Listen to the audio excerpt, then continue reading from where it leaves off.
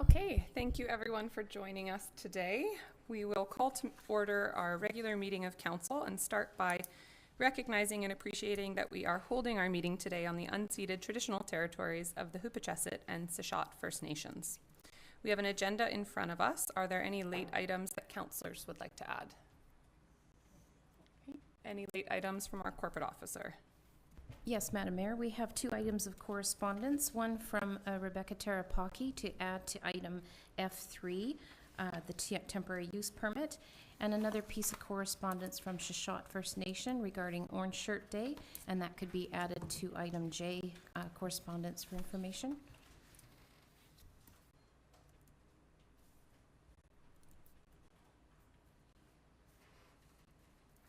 Thank you. With that, would somebody like to move approval of our agenda as amended? So moved. Moved by Councillor Poon, seconded by Councillor Solda.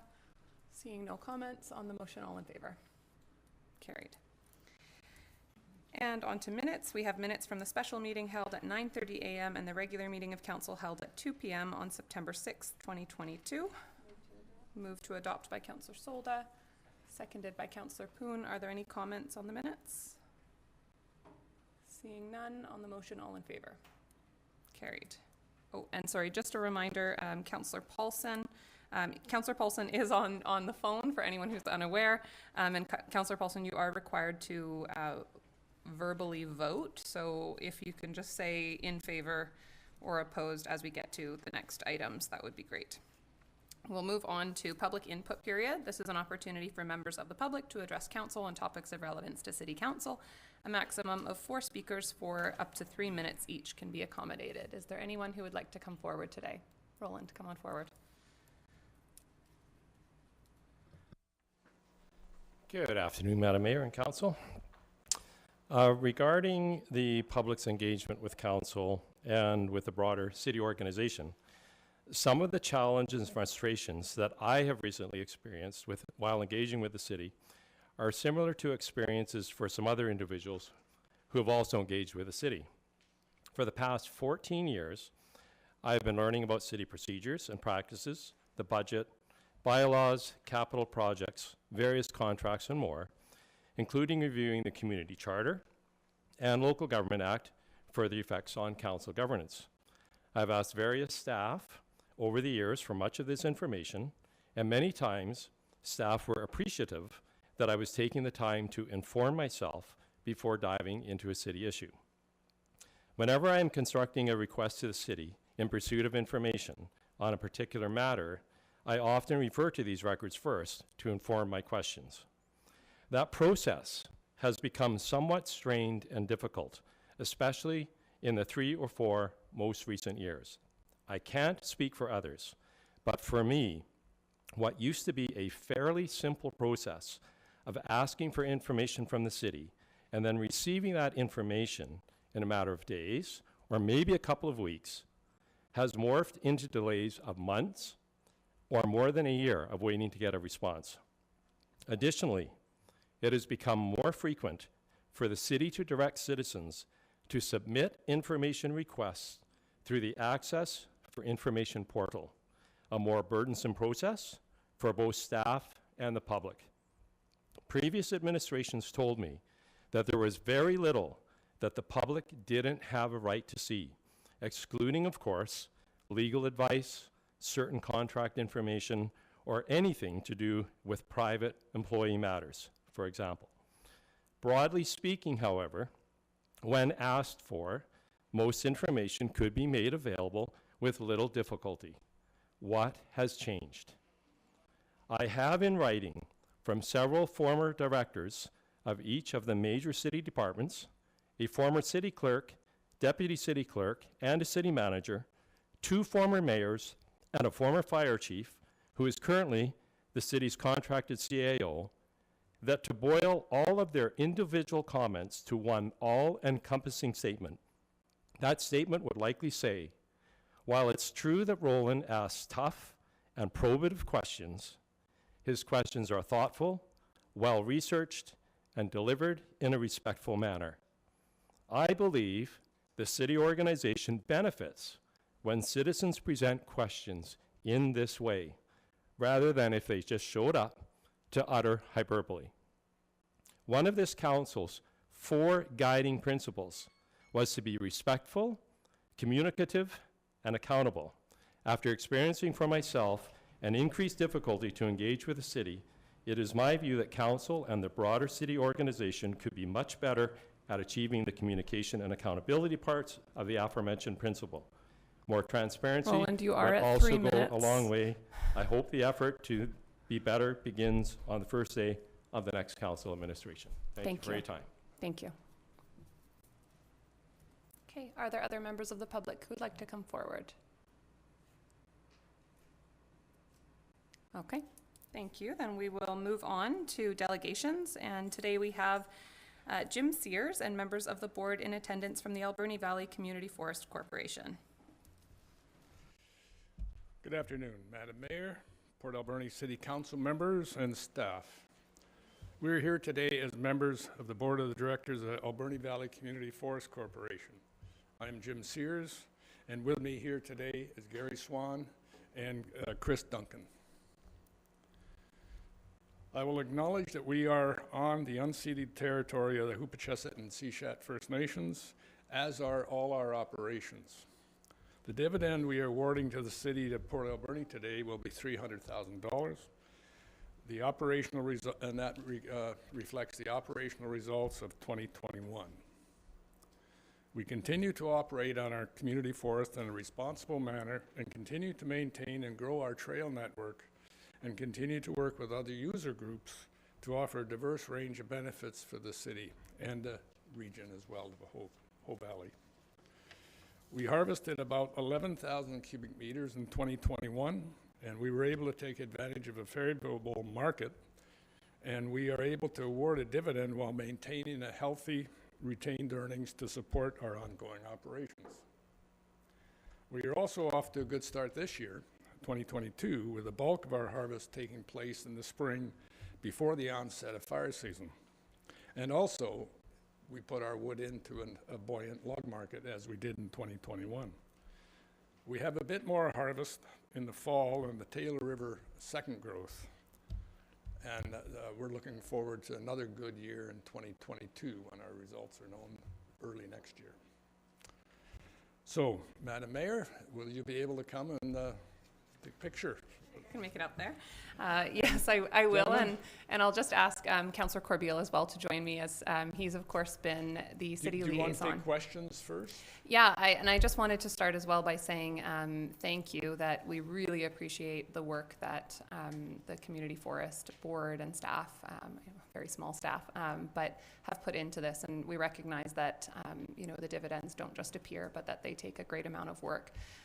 Also want to really appreciate how that community forest is being managed, and I know that you've touched on it, but the community forest is operating in a way that really makes the city proud, so I hope that you feel that as well. Yes, but we really appreciate how you've really set a standard of what can be done, and that you can still, you know, run a profitable forestry organization. So thank you. Thank you.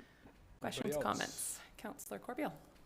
Thank you, Madam Mayor. Well, to the Alberni Valley Community Forest, this is one committee that I really enjoy going to, not just because we get a free lunch, but it's, well, that's part of it. But really, you know, you guys are really professional, you're really dedicated, you've got the interest of the entire Alberni Valley, I think, at heart, and you do a fantastic job. So it's been a real pleasure working with you guys. I think, Jim, you mentioned the cut was about 11,000 this past year, and it sounds like that's where it's going to go. Just so you know, a number of us met with the forest minister, and we did mention that, you know, we need more cut for the community forest. Mm-hmm. And they didn't really have a bunch of wood to give us right off the bat, but I think it's incumbent on, you know, the next council to continually try to push for more wood for the community forest. So, in closing, it's been a pleasure working with you guys. Thanks. And it's been a pleasure having you working with us, Ron. Thank you. Any other comments from council? Okay. Just one. Thank you.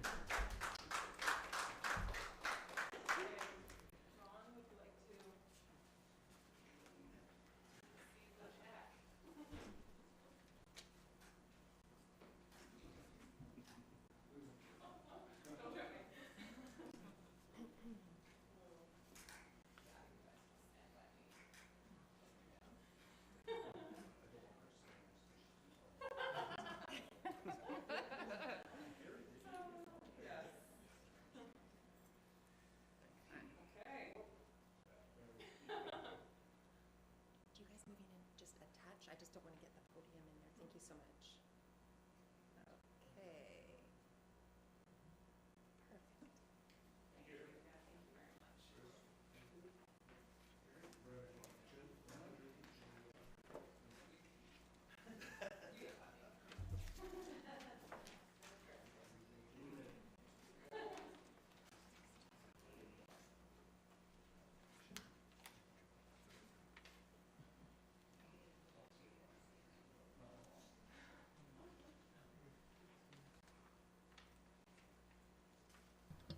Okay, thank you very much for that. Moving on in the agenda, we don't have any unfinished business today. So staff reports, item number 1 is accounts, and we'll go to Councillor Washington. Thank you, Madam Mayor. I move that the certification of the Director of Finance dated September 26, 2022 be received and checks numbering 151286 to 151416 inclusive and payments of account totaling $1,532,373.88 be approved. Thank you. Moved by Councillor Washington, seconded by Councillor Poon. All in favor? Carried. Thank you. Oh, and sorry, Councillor Paulson, just remember to verbally vote. Okay, moving on to item number 2 from the development planner. We have development application for 3045 and 3053 Kingsway Avenue.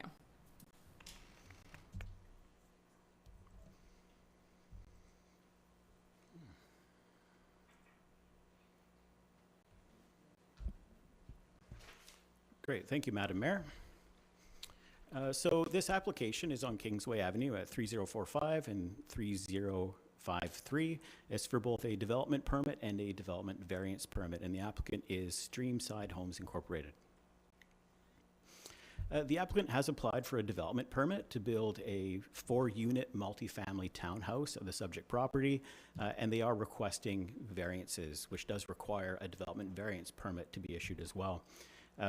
The lot dimensions and the setbacks do not meet the current zoning bylaw requirements. So the variance request is to reduce the side yard setbacks and to bring the property dimensions into compliance with the zoning bylaw, and I'll get into those details in my presentation.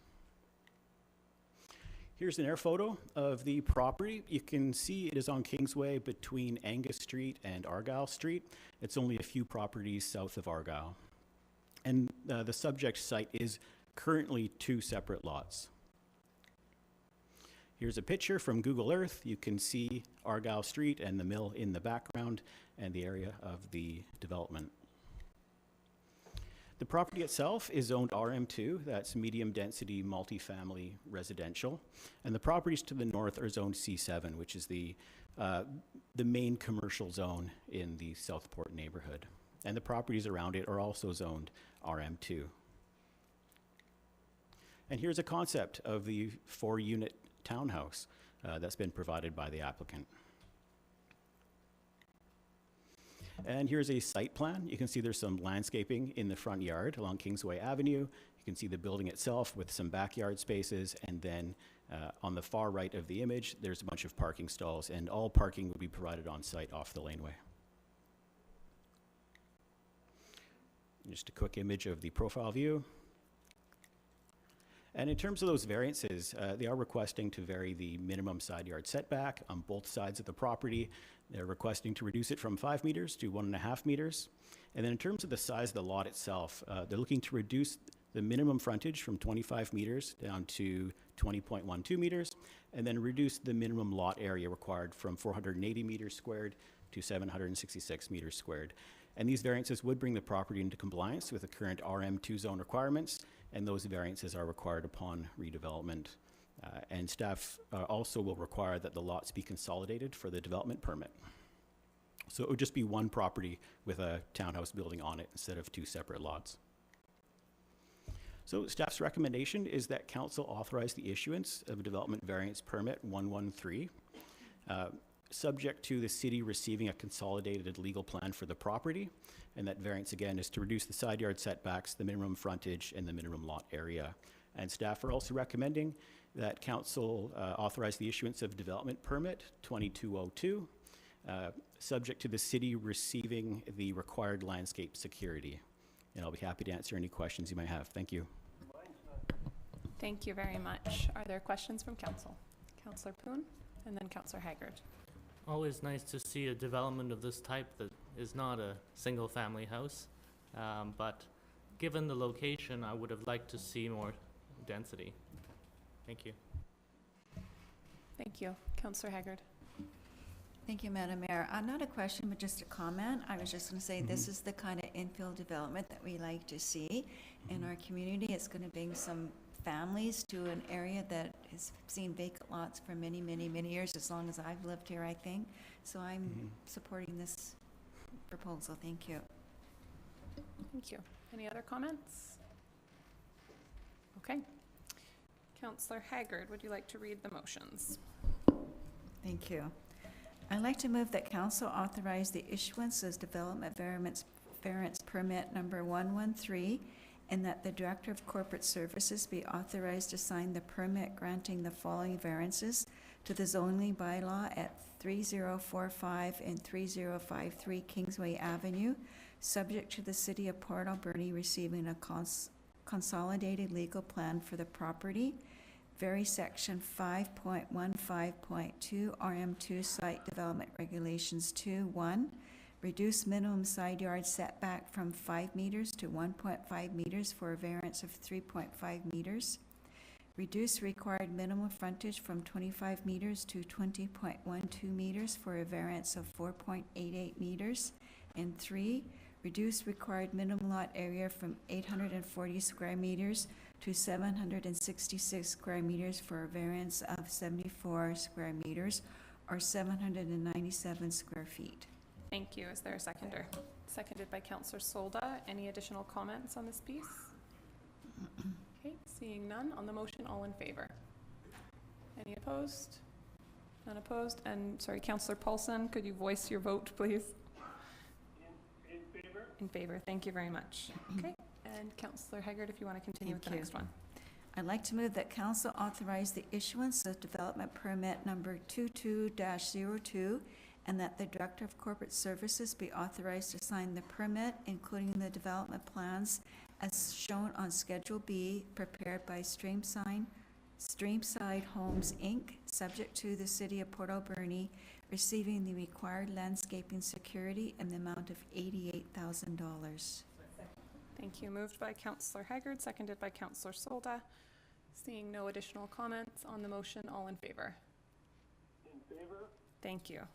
Carried, none opposed. Thank you for that. And we'll move on to item number 3 from the Manager of Planning, temporary use permit for 3665, 3675, 3689 4th Avenue.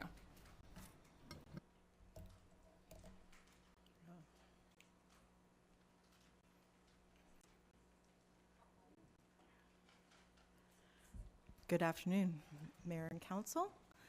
Before you today is the temporary use permit 2201 on 4th Avenue. Address is 3665, 3675, 3689. At the regular council meeting of September 6th, council did pass several resolutions in regards to this application. It passed a resolution for staff to issue notice as per the Local Government Act for the proposed low barrier shelter to be located at this address. Council also directed staff to issue the notice for disposition of lands that are owned by the city for a 2-year lease as per the Local Government Act and the Community Charter. Council also exercised its authority under Section 490 of the Local Government Act to waive the requirement for a development permit for these lands. Notice has been given for the temporary use permit, and the proposed temporary use permit is before council for their consideration today and is attached to the report. Notice has also been initiated for the disposition of land. Staff is recommending to direct the issuance of the temporary use permit located on these lands to the Director of Corporate Services, subject to the conditions that being met to the satisfaction of the Director of Development Services. I'm just highlighting these. It is the execution of the letter of intent, which is between the city, the Port Alberni Friendship Center, and BC Housing. A draft is attached to the report. Satisfaction of life safety as per Part 9 of the Building Code the BC Building Code to the building inspector, and we've had considerable review on this, and the proposal before you has been reviewed by them and meets the Part 9 code compliance for life safety. Also, the execution of a lease between the city and the Friendship Center, and also the execution of an operating agreement between BC Housing and the Friendship Center. All right. Twilight might need some help. Doesn't seem to want to. There. Perfect. Thank you. The proposed temporary use land has been described in the temporary use permit as temporary use permit for a low barrier shelter to permit up to 30 units of temporary transitional housing in tiny shelters, 2 sanitary stations, 1 office, bicycle parking, 2 outdoor gathering areas with a cover and furnishings, garbage area, and soft landscaping. On the plan and in your report is the draft site plan, which has been reviewed by the building inspector and our internal team, and shows the layout that is in compliance with the separation requirements under Part 9 of the building code. The setbacks for the lot are 1.2 meter front and side yard setbacks, and that aligns with the fire separation requirements in the BC Building Code. The rear lot setback is 0 and is also compliant with the BC Building Code. Each tiny shelter will be separated by 2.4 meters to meet the separation requirements under the BC Building Code. And the construction materials and placements are what determines that separation, which has also been reviewed by the building inspector. There's going to be 30 tiny shelters. There's a mix of types. One is a single and the other is a double. The double are in the orange color on the site plan, and the single are the green colored ones. Then there's an office building with a laundry room, which is near the front of 4th, right where you see the arrow, which also demarks where the fire access is into the site. The office building will have a laundry room. The 2 sanitary stations are on the rear of the property next to the lane. And there's the common areas that are outlined roughly in the center of the project. And the garbage area is also at the rear of the lane. There you go. And here is the proposed tiny shelter. This is the design prepared by the architect and is also attached to your report as well and in the temporary use permit. The architect has reviewed and has met the code compliance requirements of Part 9 of the BC Building Code. And any additional requirements will be reviewed as we go through the building permit process. If we need to do any twigs or adjustments, it'll be a condition to the building permit issuance. Implications. We wanted to note that this is an outcome of the task force that was established by Council and partners in December 2021 to find solutions to unsafe and unsuitable housing for our most vulnerable residents. A draft letter of intent outlines the contributions of each partner in this initiative and is attached to the report for Council's consideration. And the partners are the Port Alberni Friendship Center, BC Housing, and the city. And there's some ongoing discussions in regards to finalizing the operating and capital costs that need to be resolved prior to the issuance of the temporary use permit. The land for the proposed low barrier shelter is owned by the city, and there's a proposed lease for 2 years, and the draft lease is attached. Temporary use permit policy, this was outlined in your report from September the 6th. This proposal has met all 4 policy considerations that we must consider under the OCP Section 6, Plan Goals and Land Designation. So staff is satisfied that those have been met.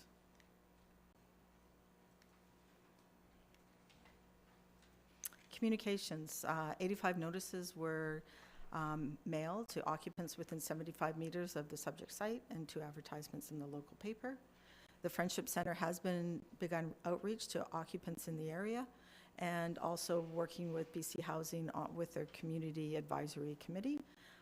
There's been regular meetings ongoing with the applicant, the Friendship Center, the staff, Macola, BC Housing, the architect, contractor, and building inspectors to address all the requirements for life safety under the BC Building Code.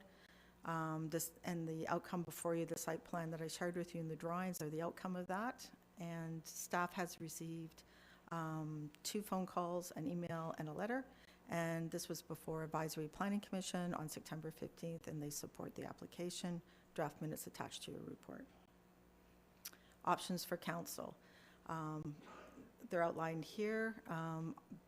Council can move forward with the issuance of the temporary use permit and direct the Director of Corporate Services to authorize the signed permit once the conditions have been met by the Director of Development Services, and that Council can authorize the Director of Corporate Services to execute the letter of intent between the City of Port Alberni and the Friendship Centre and BC Housing that is attached to the report, and that Council can also authorize the Mayor and Corporate Officer to enter into the lease agreement for the lands for the temporary use permit.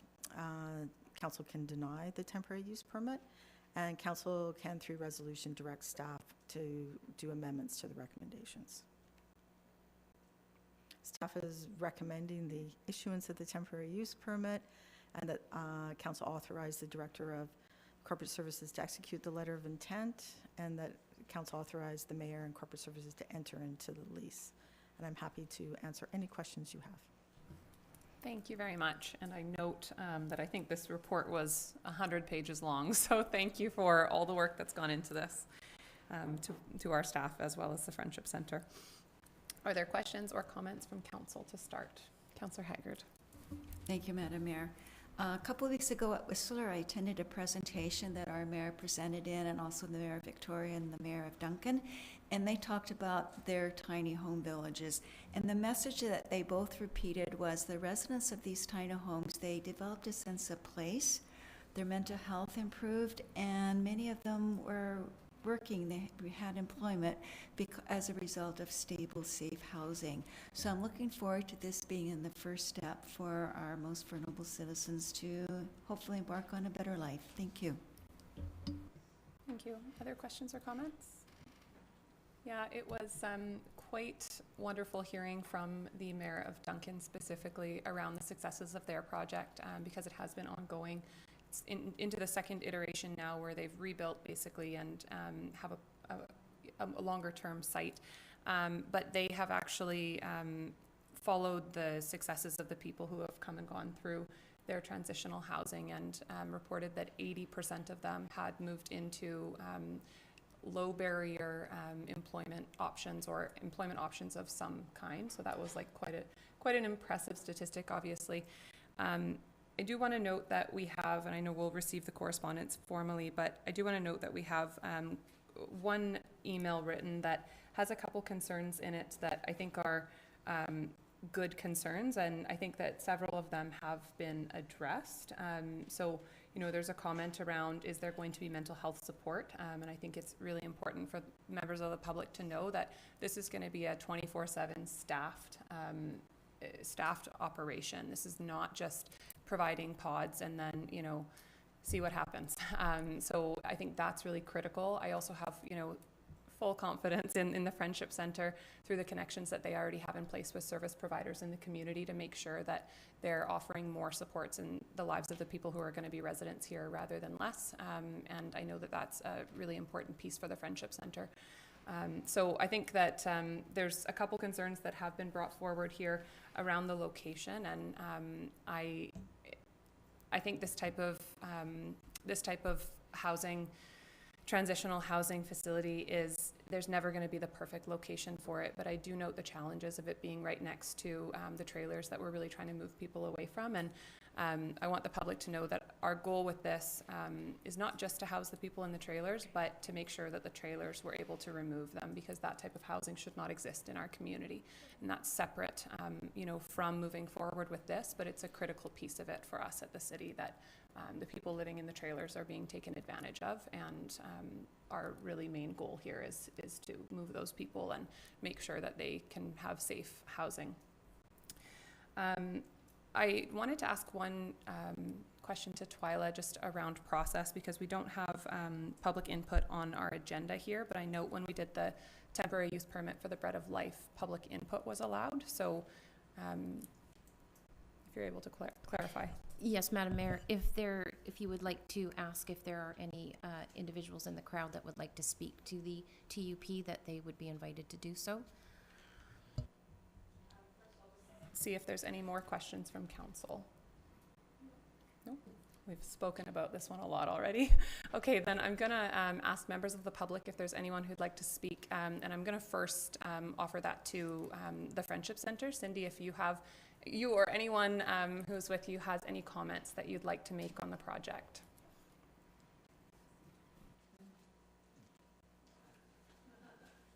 Welcome, Wally. Good afternoon, everybody. Let go for having us here and giving us the opportunity to speak. Anyway, I acknowledge the shot to put us at their territory here. Anyway, my name's Wally Samuel. I'm from Howsett, but I've lived in Port Alberni since 1966. Many of us have made this our home. Many of us are residential school survivors. And we could be from anywhere from across Canada. It's not just local First Nations. We've got many Indigenous people from across Canada here. And many of us, 4th Avenue was our temporary home in the 70s. We lived in those old apartments when we first moved to town. That's where we were called home for a couple of years and that, and then we moved up to other places and that. So it's always been a temporary place for many of us. And it's sad how our economy has changed since the 70s. Many of our people had jobs, contributed to the community. We always have. Many of us are homeowners, taxpayers. They all pay taxes in the form of rent and that. And the Friendship Center's been around since 1965. There have been an accountable, professional service delivery on behalf of the governments to many people. It's not only First Nations or Indigenous, but many non-Indigenous people seek our help and our support and our services. And I can tell you they are accountable and they're professional, helping people. And I'm hoping that this goes, no, it's a temporary, and that's good. That's better than nothing right now, the way a lot of our people are living. You know, we need to work on that. And that's one of the reconciliation things we talked about, is helping our people improve their lives and in housing, especially in housing. Many of us fall through the cracks. We don't live in our home villages. We come to town here, and you know, we need to work on it together as a community, making sure all peoples are looked after. You know, the other thing we have to look at is social services to help our people, not just our people, but all peoples. And I look at this as a good temporary plan, you know, so we could work on more plans. I know I'm involved in another housing project that'll hopefully help that too. So anyway, I'm just saying that the Friendship Center is a good, professional, reliable organization that can do this. And they have a network provincially with the provincial Friendship Centers. They have a network of the national Friendship Centers. So they're not alone in this. They're not alone. And many of the First Nations support us. And the City Hall has always been in support of our Friendship Center. The original Friendship Center was Mayor Les Hammer back then, you know, who helped us develop the Friendship Center. We're just part of the community here, you know, and I said let go for this opportunity. True. Thank you very much, Wally. Are there other members of the public who would like to speak to this temporary use permit? Okay. Then I just want to, before we go to our motions, I just want to note that another comment that was brought forward to us and I think was noted in the APC minutes as well was around what's the permanent option. And, you know, we keep calling this transitional housing, and this is not intended to be permanent housing. So I just want to let everyone know that the city has already begun working with BC Housing, who will obviously be the funder of a build, whatever that looks like, to look at options for what land we may have available for that permanent option. And BC Housing is committed to building a permanent option in our community. So the city, of course, will support that work, and hopefully alongside the Friendship Centre as we move forward with looking at exactly what the best option will be for a permanent location and space. So with that, Councillor Solda, would you like to read these motions? With pleasure, Madam Mayor. This has been a long time coming, so I'm glad about it. Okay, Madam Mayor, I move that the council issue a temporary use permit number 22-01 and that the Director of Corporate Services be authorized to sign the permit for city lands located at 3665, 3675, and 3689 4th Avenue to permit a temporary low-barrier shelter of up to 30 units of temporary transitional housing in tiny shelters, 2 sanitary stations, 1 office, bicycle parking, 2 outdoor gathering areas with a cover and furnishings, garbage area, and soft landscaping with attachments as noted in the temporary use permit 22-01 once all the conditions noted in the permit have been met to the satisfaction of the Director of Development Services. Second, Madam Mayor. Thank you. Seconded by Councillor Corbeil. Seeing no further comments on the motion, all in favor? In favor? Thank you. Carried. None opposed. Okay. And B, that council authorize the Director of Corporate Services to execute the letter of intent between the City of Port Alberni Friendship Centre, and BC Housing Management Commission dated September 12, 2022, and attached to this report. Second, Madam Mayor. Thank you. Moved by Councillor Solda, seconded by Councillor Corbeil. Seeing no comments on the motion, all in favor? In favor?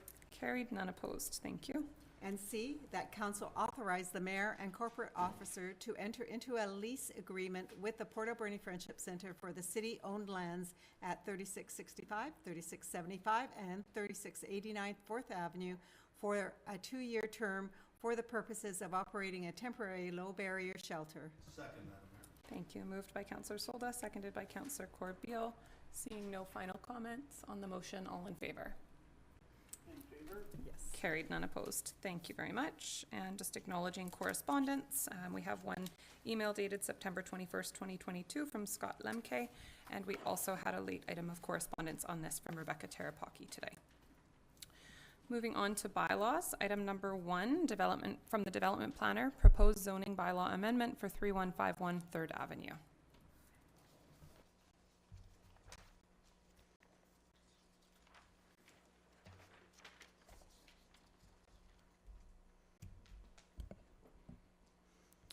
Great, thank you, Madam Mayor. So this rezoning is at 3151 3rd Avenue, and the applicant is Dog Mounting Brewing Ltd. This amendment is known as zoning map amendment number 54, amending bylaw number 5064.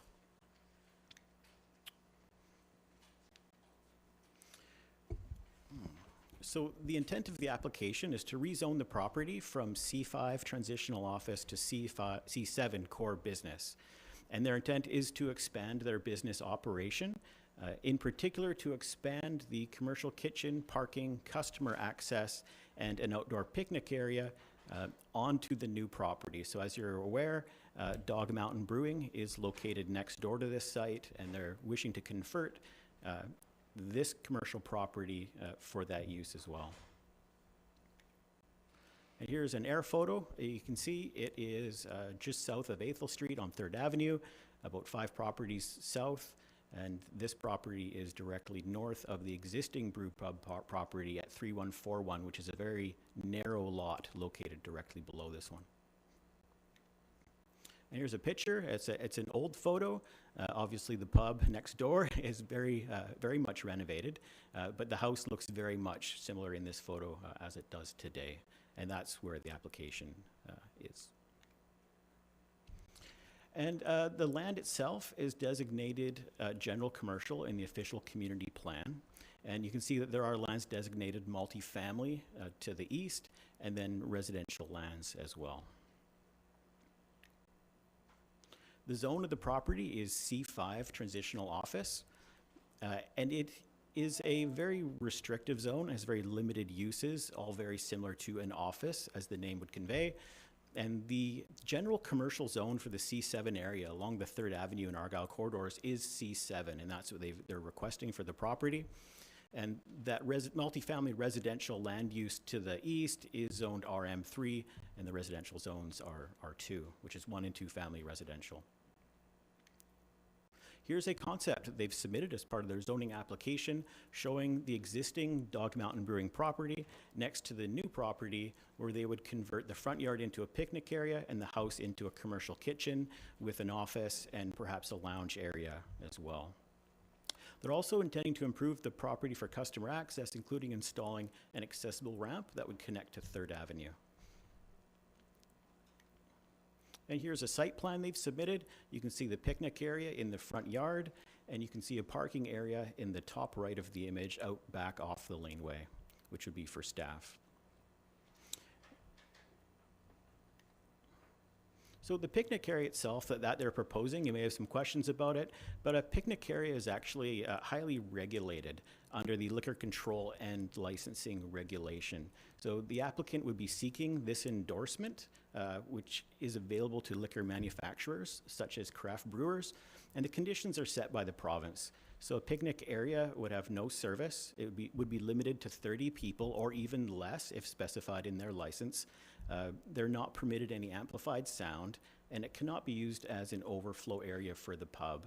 And these picnic areas, they're also must close a half an hour after sunset. And again, that is set by the province. In our analysis, the C7 zone does align with the general commercial land use of the property, which is already existing. And the uses they're proposing align with the intent of that C7 zone. Namely the restaurant patio and the restaurant uses that they're intending for that house and property. And so staff recommend that they also be required to consolidate this property with the existing brew pub property to meet the minimum lot size requirements of the C7 zone. And we've also suggested and recommended to the applicant that they install landscaping to mitigate any noise on the adjacent property at 3161 3rd Avenue. And we're also recommending that the city also create an accessible parking stall on 3rd Avenue because the applicants will be installing that accessible ramp to the property, and there isn't currently a stall nearby. So staff recommend that the zoning bylaw amendment be introduced and read for a first time. And staff also recommend that the zoning bylaw amendment be read for a second time, and that council waive the public hearing for the bylaw amendment because it aligns with the OCP land use designation. And staff recommend that the applicant be required to submit a consolidated legal plan for both of their properties before council considers final adoption.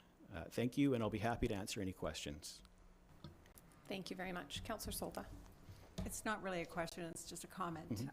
I'm really excited for this project. I can see a lot of potential, and I can see the applicants are really excited sitting in the audience there, and I love the accessibility to the business, and which it doesn't have right now. So lots of potential future, and good luck. Thank you. Councillor Haggard and then Councillor Washington. Thank you, Madam Mayor. I just want to thank the applicants. They're sitting here right in front of me and with a big smile on their faces. But you took a huge leap of faith and invested in our community, but you also invested in our uptown core, which I know sometimes can be difficult, but you've really contributed to the growing vibrancy of our downtown area. So I just want to thank you for that. And I know the last couple of years have been extremely difficult for all small businesses, but you survived and now you're expanding. So kudos to you and your business acumen, so thank you. Councillor Washington. Thank you, Madam Mayor. I just want to echo Councillor Solda and Councillor Haggard.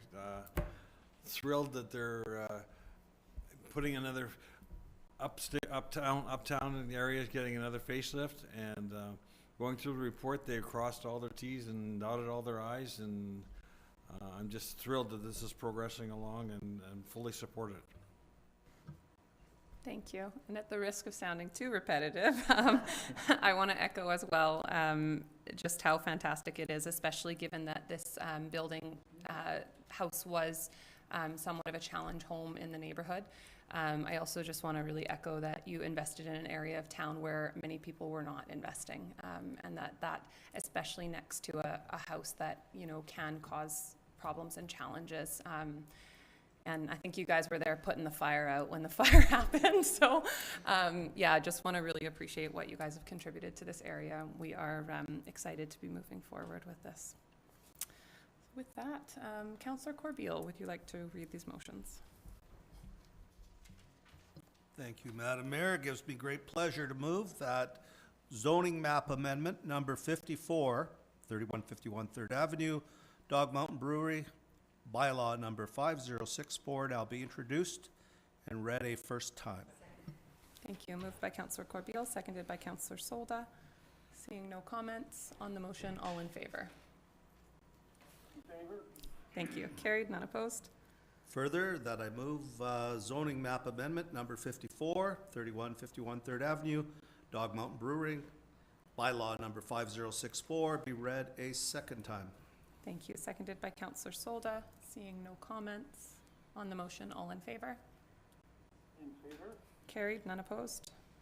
That council waive the public hearing for proposed zoning map amendment number 54, 3151 3rd Avenue, Dog Mountain Brewing, bylaw number 5064, in accordance with with section 4642 of the Local Government Act, LGA, as the proposed amendment aligns with the official community plan designations and direct staff to provide public notice in accordance with section 467 of the LGA prior to consideration of further readings of the bylaw.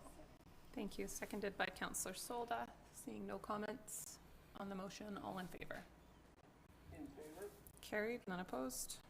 And that the applicant be required to submit a consolidated legal plan for the properties at 3151 and 3141 3rd Avenue before council considers final adoption of bylaw number 5064. Thank you. Seconded by Councillor Solda. Seeing no comments on the motion, all in favor? In favor? Carried, none opposed. Thank you very much. Moving on to item number 2 in bylaws from the Deputy Director of Finance, 2023 Permissive Tax Exemptions. And I am going to recuse myself from the first piece here due to a conflict with my husband's employer. So we will pass it over to Councillor Poon is Councillor acting. Poon. Thank you.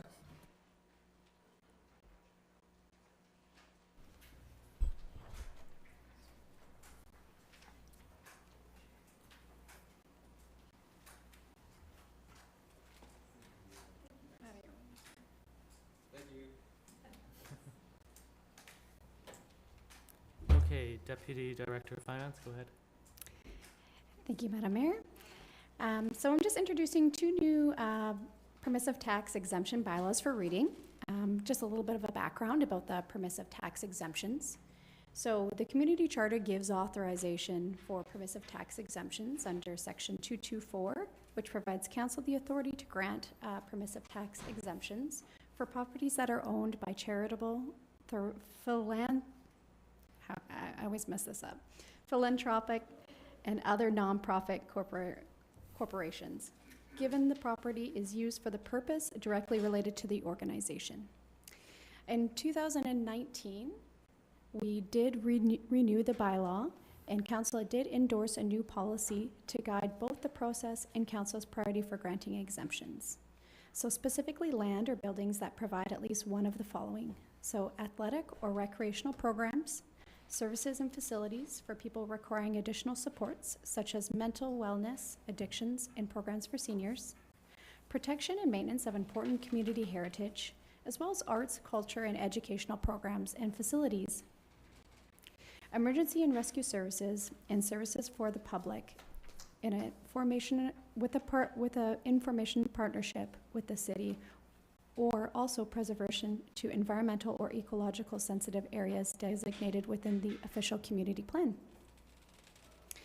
We also did add a new part to the policy, which provided a cap for permissive tax exemption for land owned by public places of worship in excess of 1/2 acres. So this meant that no more than 1/2 acre of land would be included in the permissive tax exemptions after the 2019 tax year for public places of worship. So today we are presenting 2 bylaws containing only new applicants, and that meet the criteria as outlined in the permissive taxation policy. So we have bylaw number 5068, which was created for new applicants for the 2023 tax year, as this is the last year in our 4-year term. So the term was from January 1st, 2020 to December 31st, 2023. So the bylaws presented today are just for the 2023 year. We also have an additional bylaw, 5068, and it's a new bylaw 5069, which was a request for a 10-year term bylaw from the Island Corridor Foundation. The Island Corridor Foundation previously did have a 10-year bylaw in place for their permissive taxation, which ended in 2021. The Island Corridor Foundation is a registered nonprofit foundation that owns the rail corridor on Vancouver Island, which runs through the city of Port Alberni. At times, the city has utilized this railway for operation of historic steam trains. The organization's goal is to ensure long-term viability of the corridor for the benefit of all Vancouver Island residents, including the possibility for future beneficial use as a trail corridor through the city. So the recommendations provided for council for consideration today doesn't specifically align with our permissive taxation policy, as the term is different. We currently have a 4-year term in our policy, and this is a 10-year policy. So it is out of our normal bylaw. We have done this in previous granting the 10-year bylaw. So recommendation for City Council is to consider the 10-year.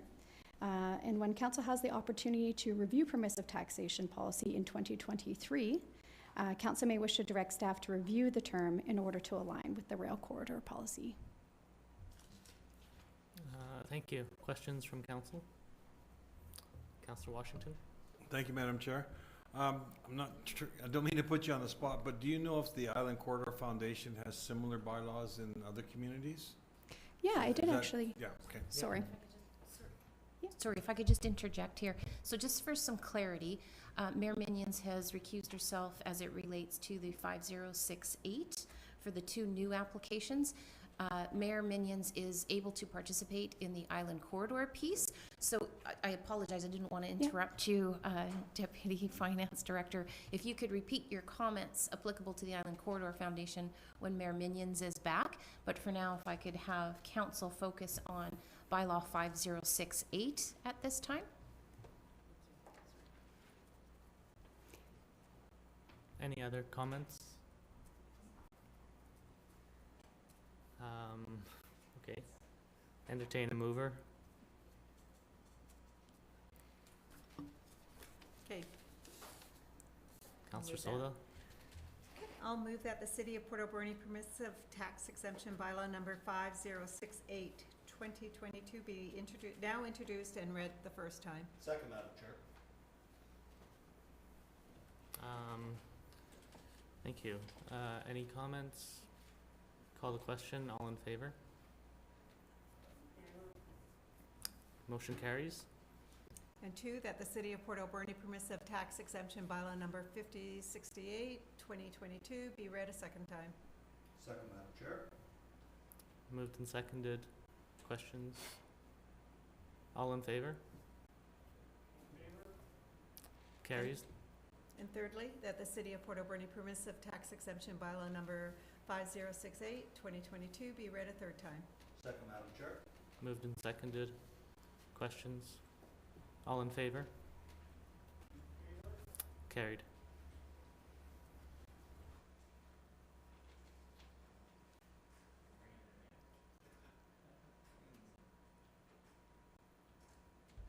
It'll take her a minute to hobble in.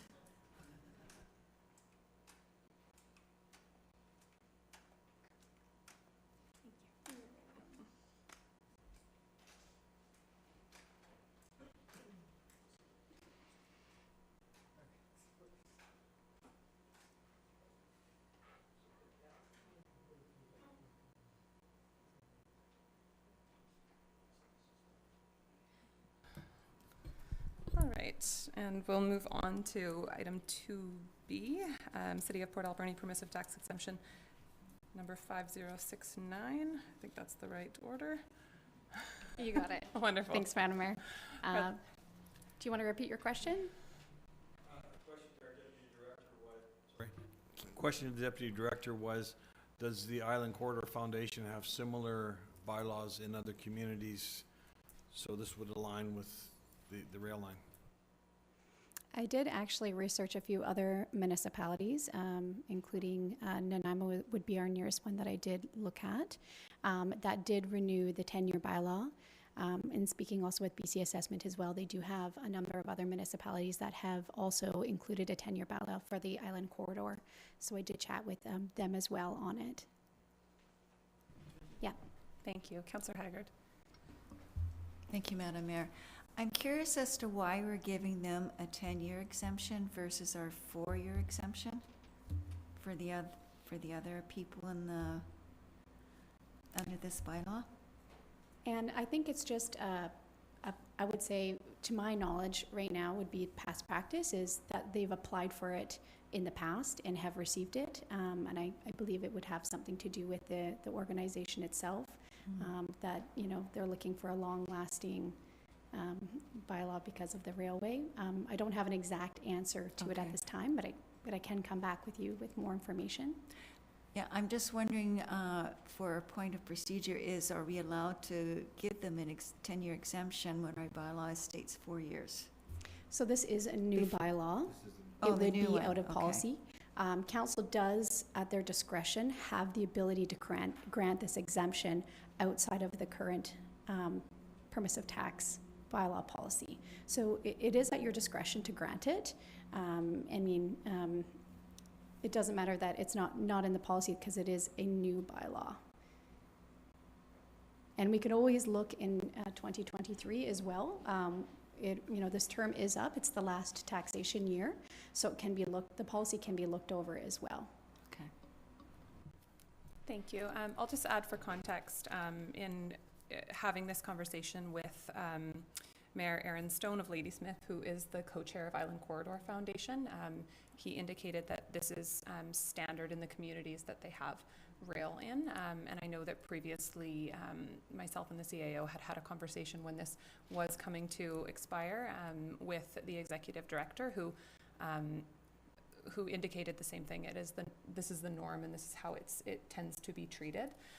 Island Corridor Foundation doesn't have, you know, revenue beyond some very minimal operating revenue for paying taxes, and so they are granted long-term exemptions in the communities that they're in. So it doesn't mean that we have to follow that practice, but that is not just the past practice, but the broad practice for the communities that they're in. Okay. Are there other questions or comments? Okay. Would somebody like to read the bylaw? The motion. Councillor Corbeil. Thank you, Madam Mayor. I move that City of Port Alberni Permissive Tax Exemption Bylaw number 5069, 2022 be now introduced and read a first time. Thank you. Is there a seconder? Seconded by Councillor Solda. Any final comments? Seeing none on the motion, all in favor? In favor? Okay, carried, none opposed. And I move that City of Port Alberni Permissive Tax Bylaw number 5069, 2022 be read a second time. Thank you. Seconded by Councillor Solda. Seeing no comments on the motion, all in favor? In favor? Carried, none opposed. And I move that City of Port Alberni Permissive Tax Exemption Bylaw number 5069, 2022 be read a third time. Thank you. Moved by Councillor Corbeil, seconded by Councillor Solda. Seeing no comments on the motion, all in favor? In favor? Carried. Thank you. None opposed. Okay, no correspondence for action today and no proclamations, so on to correspondence for information. Twyla. Thank you, Madam Chair. With the addition of the late item from Shashot, you have 10 items of correspondence on your agenda. You have a letter from M. DeGreer regarding fire hydrant maintenance, correspondence from the Royal Canadian Legion regarding the upcoming Remembrance Day poppy campaign and flag raising. We have a letter from W. White concerning the Bird Street development. Communications from BC Emergency Health Services regarding service expansion in the Port Alberni area. Communications from Ministry of Jobs, Economic Recovery and Innovation regarding the mass timber demonstration program intake. You have a copy of a letter that Friends of the Bird Street Ponds wrote to the ministry, and with a copy to Mayor and Council. Then you have 3 meeting minutes from Alberni Valley Museum and Heritage Commission, the Advisory Planning Committee, as well as the Advisory Traffic Committee. And then again, the Shashot First Nation Orange Shirt Day in celebration of National Day for Truth and Reconciliation, which is coming up on Friday. Thank you. Councillor Solda. Yeah, Madam Mayor, my question is on number A, the fire hydrant maintenance. Could we get how do we work that and the timeline on it and what's happening with this particular one? Chair Minions, if I may, we do have a photograph that we can share with Council. Public Works crews have been out and doing some hydrant maintenance. They've painted about 25 at the communicating of this information. Nice. This is what the new ones are, or the repainted ones are looking like. And I'm assuming this letter has been forwarded over to the yard? Yes, that's correct. Yeah. Okay, super. And number D, I am so excited that BC Ambulance is going to be now full-time. We had an incident at our restaurant where it took 15 minutes for an ambulance to get there, and the lady was in cardiac, so it's good. I'm really excited about it. Now we just have to get 911 on board, where you're not passed on and put on a list, and it takes them 10 minutes to get to the phone. So that needs to be dealt with, because that was ridiculous what we went through. We had to call 911 twice to get them there. So that's the next step. Thank you, Madam Mayor. Thank you, and I just want to echo that around BC Ambulance. I know that this is something that our council has been advocating for, as well as others in the community, and this is a big success to be one. It says, one of 31 communities that will be receiving more permanent full-time paramedics, but this is going to make a big difference for our community. We know that the paramedics are working very hard trying to get to all of the calls, but certainly some of the response times that we've had have been not as quick as we'd like. So this will make a big difference to them and support them in being able to do their jobs how they want to as well. So very happy to see that. Councillor Washington. Thank you, Madam Mayor. With reference to the Bird Street development, Bird Street Ponds, could I ask city staff if there's been any applications for any development down there, or is it nothing been? Go ahead, Scott. We have not yet received a revised application. They are, with their consulting team, continuing to work on revised applications. That includes, they have engaged a biologist to ensure that that revised application takes into consideration the environmental aquatic aspects that those lands involve. So we haven't seen a revised application yet. When we do, there will be a substantial public review and process that occurs. Thank you. Are you able to just let the public know as well, what is the typical timeline? I know this application is going to be much more complicated than typical, but what is the standard timeline right now that people are waiting if they submit a rezoning and subdivision? Well, just the rezoning component of it, because subdivision can vary dramatically depending on the complexity of the subdivision, but the rezoning portion is in and around an 8-month timeline. Okay, thank But you. this one will be more complex than other applications. Thank you. But they have done a fair bit of work to date and are continuing to work on a revised application. Thank you. Okay. Councillor Corbeil. Thank you, Madam Mayor. 2 things. One, in regards to the Orange Shirt Day, have we been in contact with Melissa Bigmore, seeing if there was anything that we could do to assist? I see one of the things that they're looking for is the use of large tents, which I believe the city still has some. Tim. Madam Mayor, Council, we're working with Ms. Bigmore, and the city has offered to pay for professional traffic flagging. You may recall that last year it was volunteers flagging, and it's far safer to use professionals, so the city has agreed to provide funding for that. And I'll note that Hupachesett First Nation is also taking part in that walk, and we intend to use reconciliation funds for that. Thank you. The second question I have, I guess, is to Councillor Paulson. In his report, he talked about the, I guess, maybe I'm jumping ahead a little bit. Yeah, I'll wait for the council reports. Thank you, Madam Mayor. Okay, any other questions or comments on correspondence? Okay, seeing none, we will move on to report from in camera, and I believe there's no report today. So we will go to council reports. Councillor Corbeil. Well, thank you. Yes, I have a question for Councillor Paulson. Councillor Paulson, in your report, you talked about the center lines, and I know, you know, after several years of no center lines, we came out of the gate and there were lines being painted all over the place. But I see now that it seems to have stopped, and there's some fairly important roads. One that always comes to mind is Ship Creek, where there's a lot of heavy traffic and no center line. Were you given any response to your question in regards to when we'll see more center lines? Thank you. Councillor Paulson, It was, go ahead. it was discussed at length. I was assured that pretty well all those signs or lines and so on were in the process of being reviewed and redone. So I guess the best thing for us to do is exercise patience. Thank you, Councillor Paulson. So that was, it was discussed at length, and work is still in process. There's more to do, and exercise patience. Thank you, Councillor Paulson. Any other comments, questions, or items councillors would like to highlight? Councillor Haggard. Thank you, Madam Mayor. I want to apologize for not submitting a report this meeting, but it came very quickly after UBCM and I just didn't get around to it. But just to report on our week at Whistler, I found it was probably one of the best conferences I've attended since my time on council. The sessions were very informative and very relevant, and I found the meetings with our provincial ministers to be wonderful. I think we got a lot accomplished during that week. Thank you very much.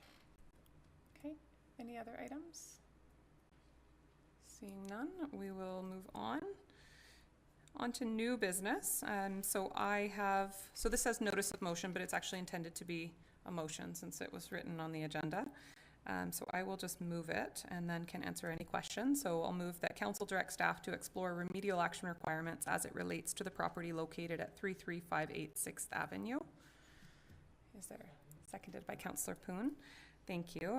So this property was brought to me by a member of the public, and it just looks as though they've been dealing with bylaw complaints for several years, and it looks as though the property is in just a complete state of disrepair. So typically council would wait on staff to suggest that we might want to take remedial action.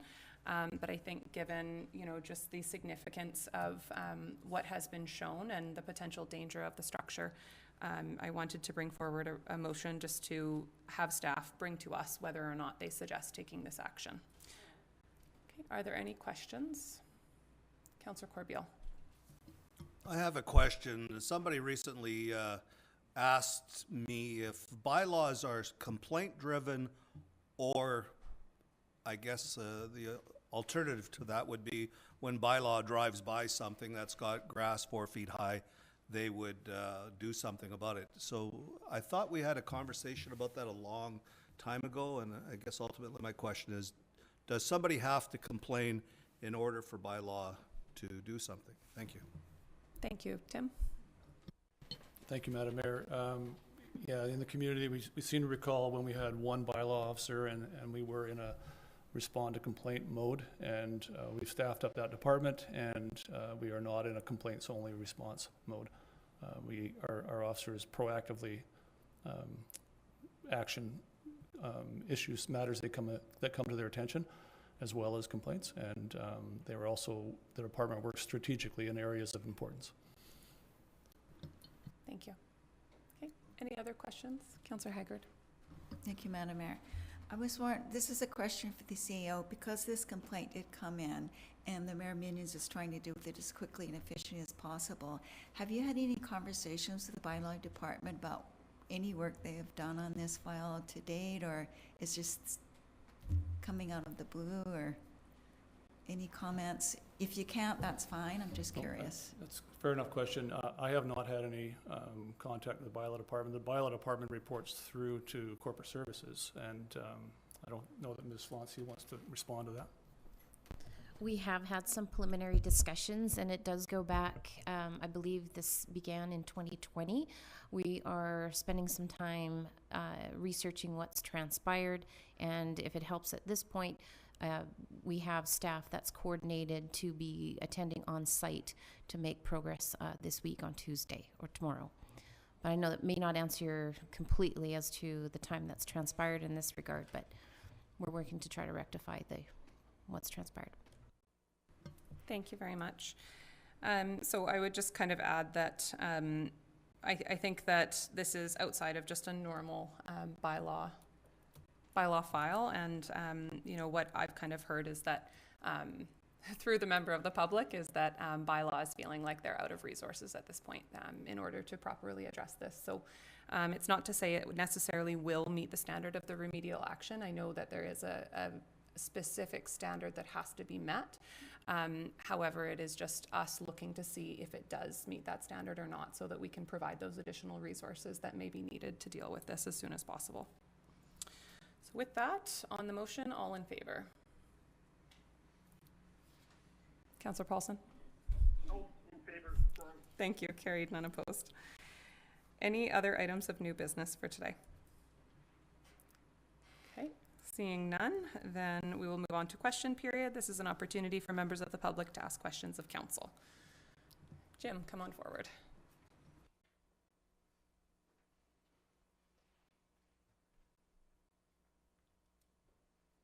Hi, y'all. Jim, if you don't mind just introducing yourself and your address. Jim 2871 First Avenue. I have a two-part question. One is, I'm really glad that that lot down on 4th Avenue is going forward. But my second question, I have a but in there.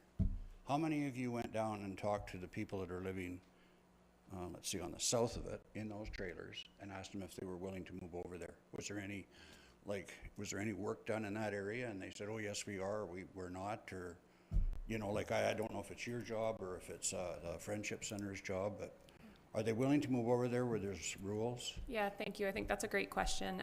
So there's been quite a bit of work done in that sense to date. So several of us have been down there to speak with residents of the trailers or have met them in other locations and had those conversations.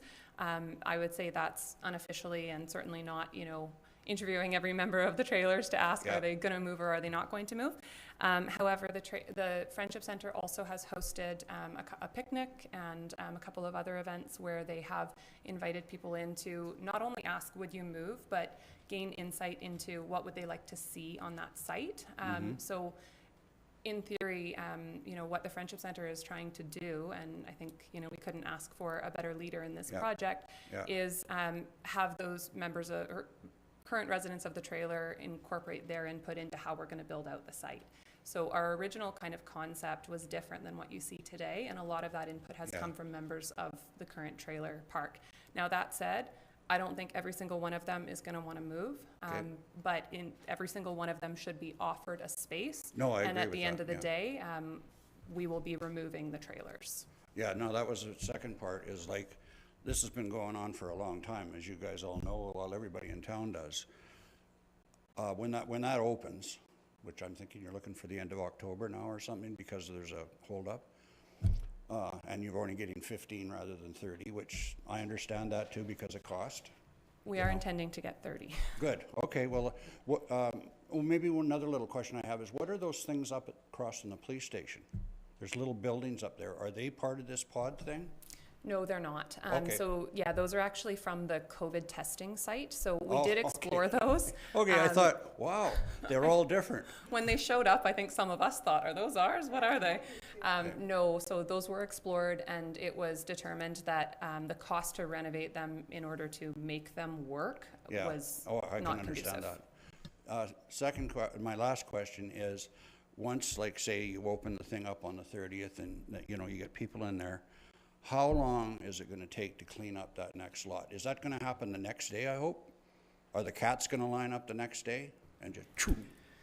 That's how they got, I'm not kidding you, that's how they got rid of, what was it? The Ducabors in Agassiz. When they moved into a gravel pit, they said, we'll be there at 8 o'clock in the morning with the cats, and at 8 o'clock that night, it was a gravel pit. Yeah. Like, I don't think we should Yeah. give them any extension Yeah. or just, you're done. Yeah, so I hear you on that, and I can't speak to the specific action that our staff is going to take. What I can tell you is that consideration has been given to that, and we are aware that Okay. if the trailers are left, they will likely be filled. That is not the intent. That said, it will take a collaborative effort, you know, between the city, service providers, and everyone else to make sure that we're able to pull this off. So a lot of the planning to date has been in what that will look like. Okay, because I'm just thinking, like, is it being worked on now Absolutely. before they're even done? So Yes. there's no time, like, personally, I don't want to see it last another 2 or 3 years while the legal stuff is done or whatever it should be, and, you know, I'll help clean up. I've done that before for the city, so anyways, that was what I was wondering about, because I'm glad it went through, I'm glad you've got everything done, you know, and ready for it, but I was just worried about how long it was going to take for. Okay, thank you. Thank you. And no, I think that's a great point, and it's definitely something we've been considering. I've been asked a lot. Yeah, for Okay, sure. thanks. Neil, would you like to come forward?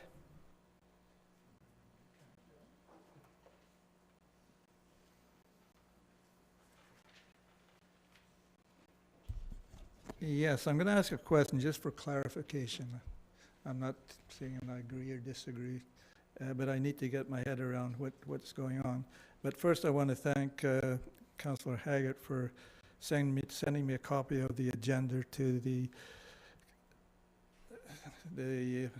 meetings at Whistler, and my questions that I put forward before regarding the retirees and elderly people. And there's a number of issues there that address that, so I haven't had a chance to look through it, but thank you for that. Again, clarification. I'm not know whether I think it's okay or not okay, but if I'm going to, in the form of a question, I guess I'm just going to go over a couple of quickly a few events, and if I'm not accurate in bringing this forward, just step in and say no, and then I'll move forward to my two questions. Our CEO retired on December of 2021, and Council posted for potential candidates. Scott Smith filled the position on a temporary basis while Council searched for an appropriate replacement and were not successful. No, Scott Smith was our acting CAO from Tim's retirement, the first day of it, so it wasn't that he stepped in when our search was not successful. Okay, but I'm in the same ball track, yeah. Mr. Ply came back approximately don't hold me to the dates, later, and I believe a term-specific period ending at the end of this year, or sooner if an appropriate replacement was found. So my question, I guess, is Council was supposed to repost for the position again by the end of the year. Now, we're nearing the end of that year and the Council's term. Has Council reposted this position so the new Council, which will probably be made up of many of the same people here, so the new Council will have at least a list of potential candidates for that position? Has that happened as Thank you. I understood was going to happen?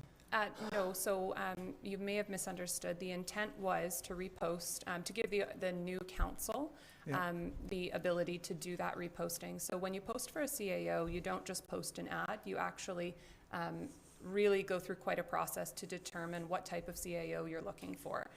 So the intent of this council was to leave that decision to the next council. We have not reposted. That will be one of the first things that the new council discusses. Okay. Thank you. And so who will be taking over for Mr. Ply since his term is terminated at the end of this year?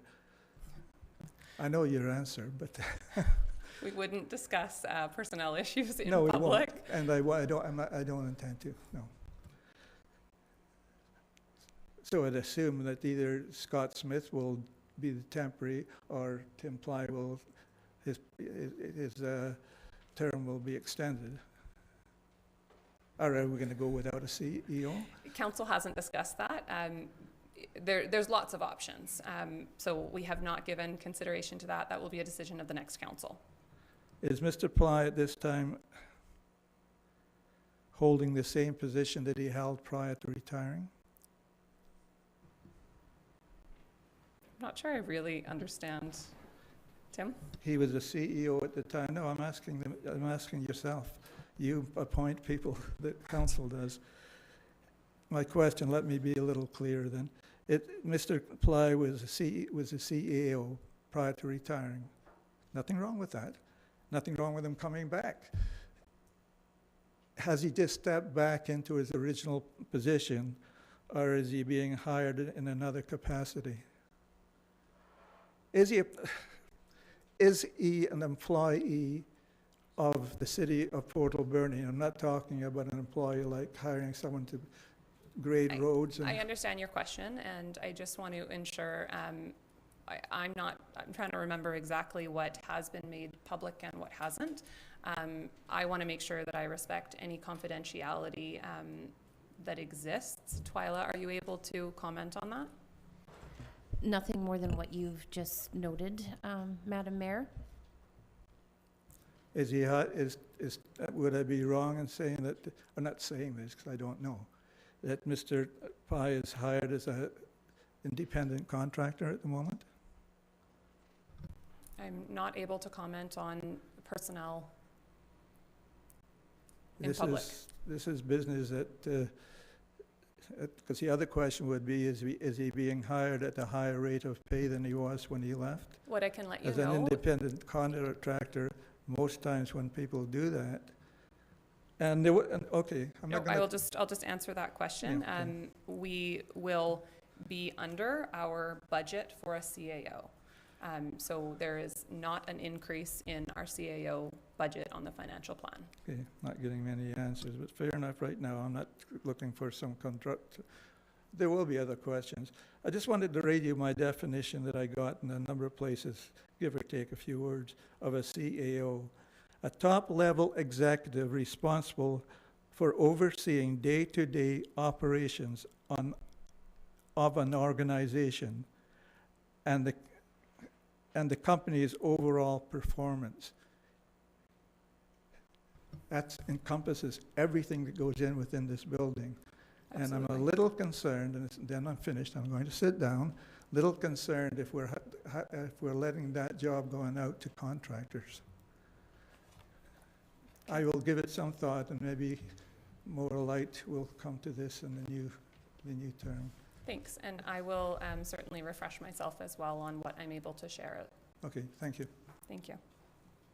Any other members of the public? Roland? Come on forward. No, Roland first. Thanks, Roland. Randy, you can be next. All right, last question period of the 2018 to 2022 council. It's not. We have one more meeting still. Going back to the Island Corridor briefly, on the property tax exemption, I'm not particularly worried about that. There's long-standing practices I'm not questioning that. But on Czech News about 3 or 4 months ago, I think it was, I saw that Langford ran into a situation where they were repairing municipal roads, that railway crossed, or railway right-of-way crosses, inactive railway, because there's no trains on there either. And the city was forced, when they were rebuilding the roads, to bring those railway crossings up to the modern standards, because the railway is considered under the regulations an active railway.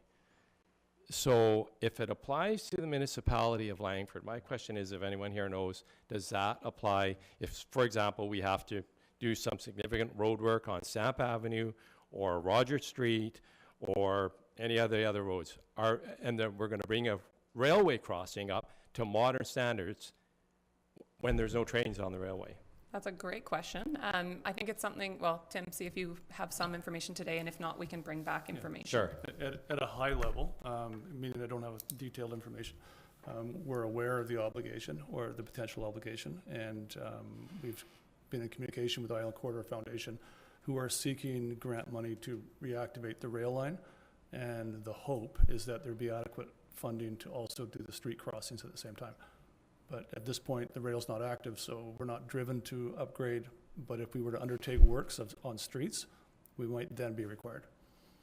But again, I don't have the detailed information. Yeah, no, I suspect that it would, our city would have the same obligation. So no, that's clear. I just wanted to make sure I was clear on that. So on the Connect the Keys path, a couple of years ago, exactly 2 years ago, on the topic, at the time, Council stated we may have to put $4.5 million tentatively in our budget, but it allows us the time to find other sources of funding for this project. The money right now is a placeholder, not an actual spend in our budget. But to be clear, this $4.5 million is no longer a placeholder and is now going to be an actual spend in the budget as we've progressed. Am I correct in saying that? It's a hard question to answer because the key to key path is, not going out for tender today to build the path as it is. There's sections of the path that, as a council, we're not happy with. We've heard, feedback from the community, mostly along the rail section. So at our last council meeting, actually, we stated that we were not committed to moving forward with that rail section at this point.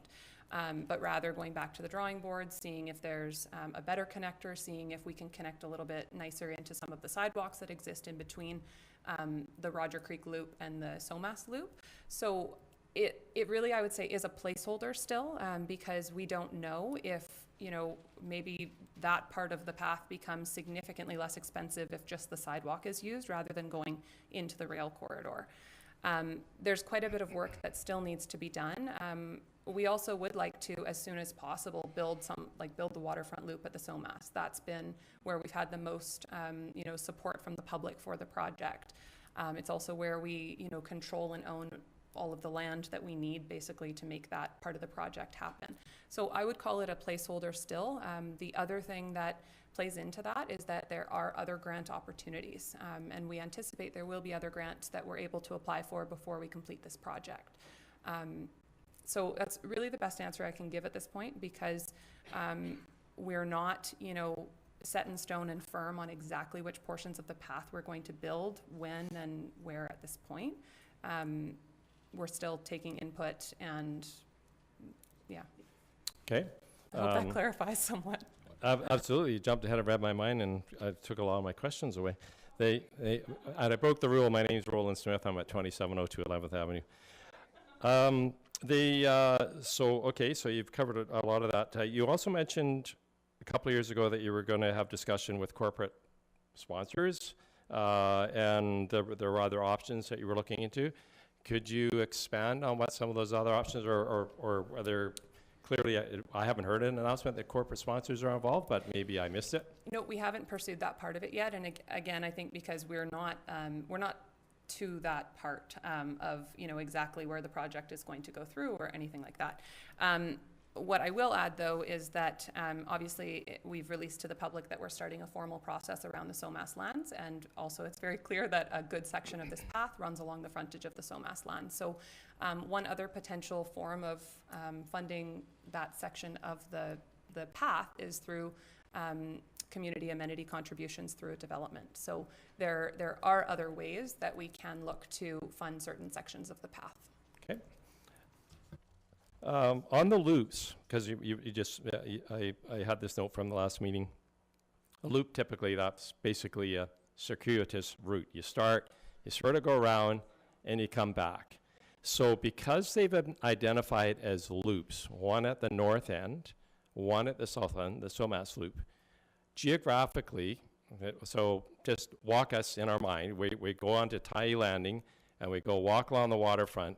Where are we looping around and coming back? If there's some idea where that is, and the same for the North Loop, if you can expand on that? I can give a really high level. So, Sure.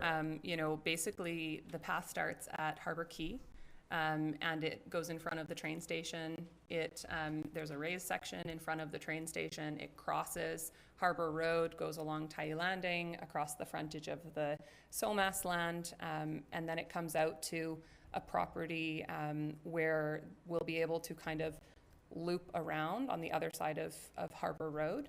I can't remember the name of the property, and I'll get a picture of this so that you don't have to go by what I'm saying right now.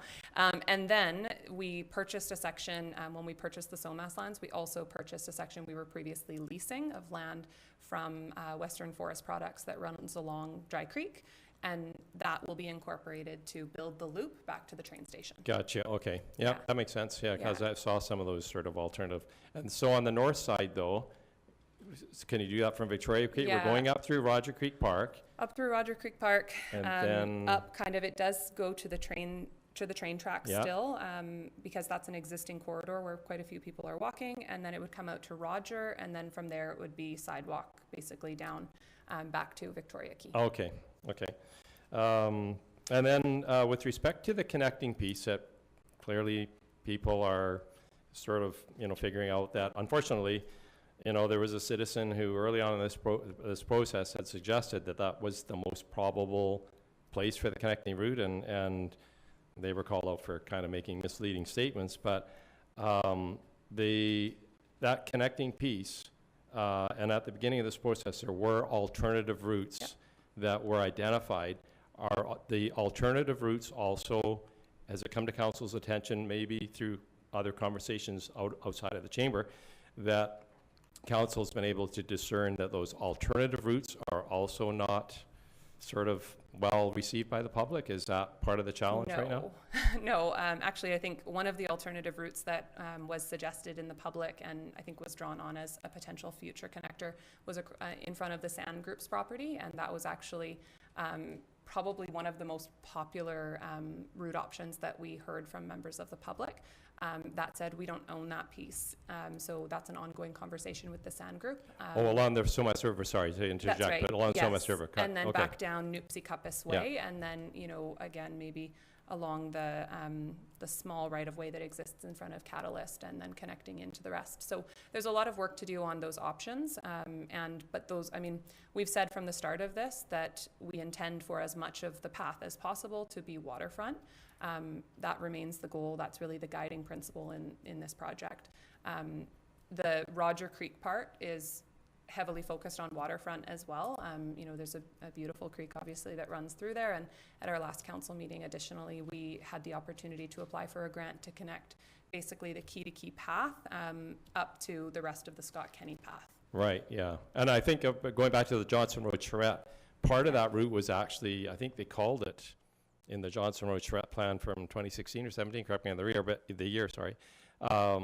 That was actually called a North Loop Trail or something, I think. Yeah. So they're kind of tying, sort of revisiting portions of old plans, I suppose. Absolutely, but, in a lot of ways, and a lot of components of this path are taken from old plans that exist in the city, and we're trying to connect them together in a way that is acceptable to the public. So, you know, that can be a challenge in itself.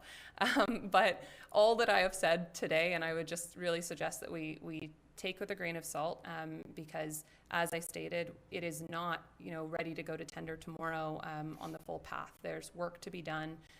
My preference would be that we never build the rail section, because we build the waterfront section on the Sands property, and that's certainly my hope still.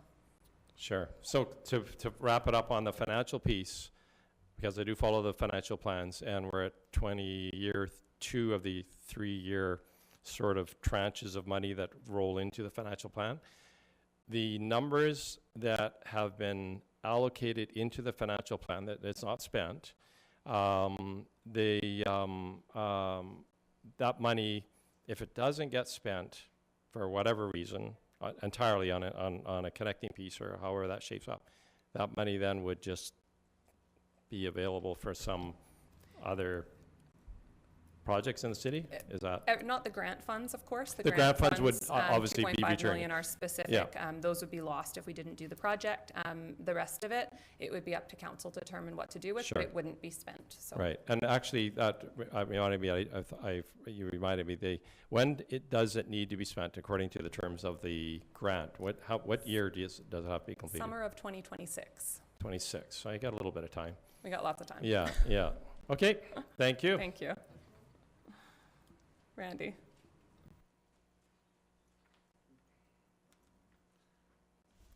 Randy Fraser, 6115 Oxford Street.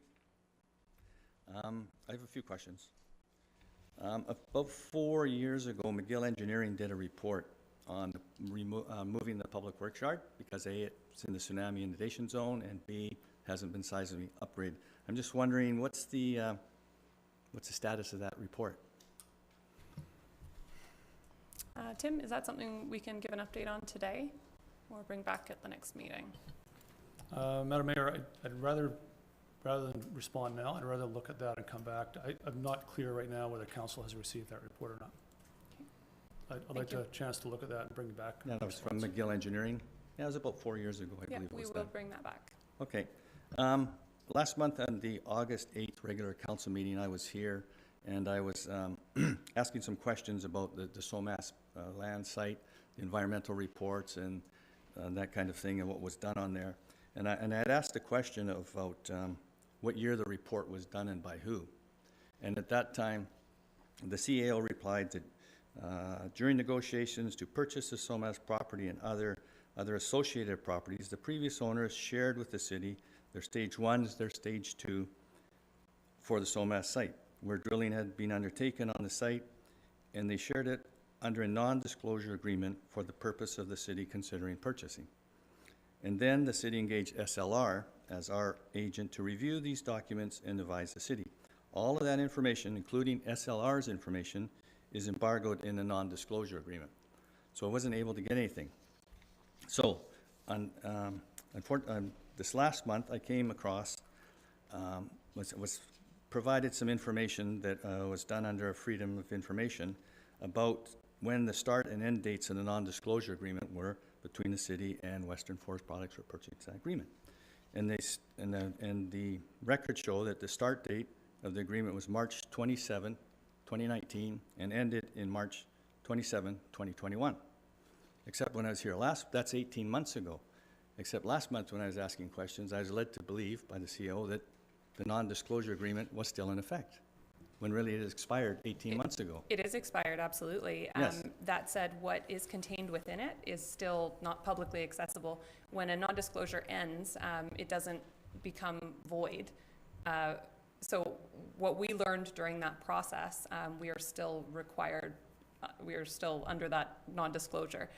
Things that have happened between March 2021 and now are not under that non-disclosure, and you'll recall when we served notice of expropriation, I shared some of what had gone on in those months between when it expired and in some of my statements. So right. When a non-disclosure expires, it doesn't just go away like it never existed. No, it doesn't, but we also own the land.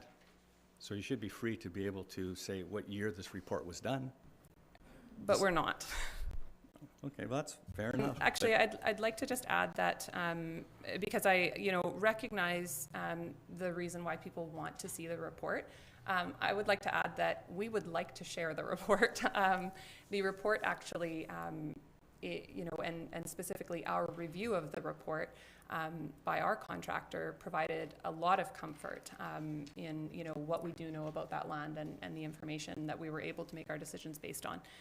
So we have, myself and the CAO had a meeting a few weeks ago with Western Forest Products where we did request that they allow us to make that report public. They are taking that request forward. It's not the first time that we've requested it, but we there's a new person in a new role, and we are optimistic that we will be permitted to share that report. So we've made the request. We hope to be able to share it with the public. Right. So I guess the question is, how many of you actually read that report or SL's report? Have you all read it? This was a big purchase. Oh, yes, yes. I'm just wondering if everybody on council read those reports, or did they just have staff provide them with the details of those reports?